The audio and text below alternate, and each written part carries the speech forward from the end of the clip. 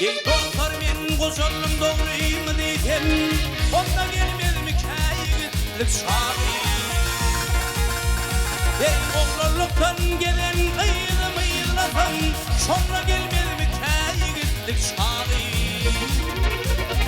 Ey oğluluktan gelen kıyılı mıyıllatan sonra gelmez mi kayıtlık şahi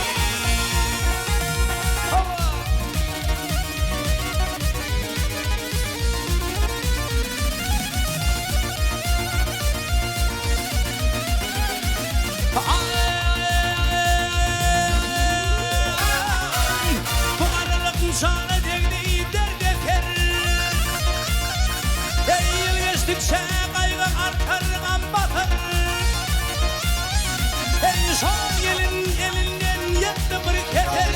Sonra gelmez mi kayıtlık şahi Ey son gelin elinden yetti bir keter Sonra gelmez mi kayıtlık şahi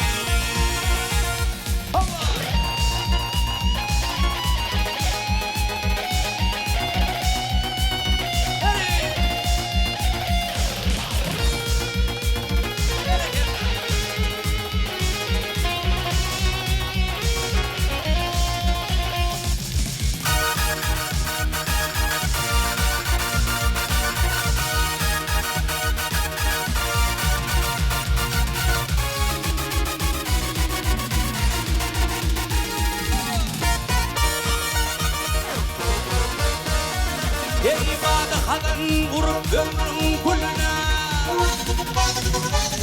Ey badahadan vurup ömrün gülüne Gözüm açıp gitsen kışın yeline Ey oğrayın oğrayın baktım kıyıda geline Şonda gelmez mi kayıtlık şahi Ey oğrayın oğrayın baktım kıyıda geline Şonda gelmez mi kayıtlık şahi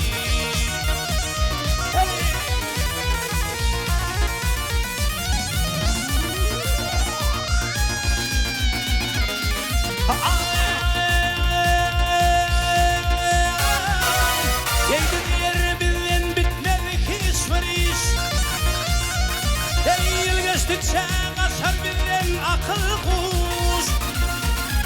Ey kalmadı aklımda gitti tamam iş Onda gelmez mi kayıtlık şahi Ey kalmadı aklımda gitti tamam iş Onda gelmez mi kayıtlık şahi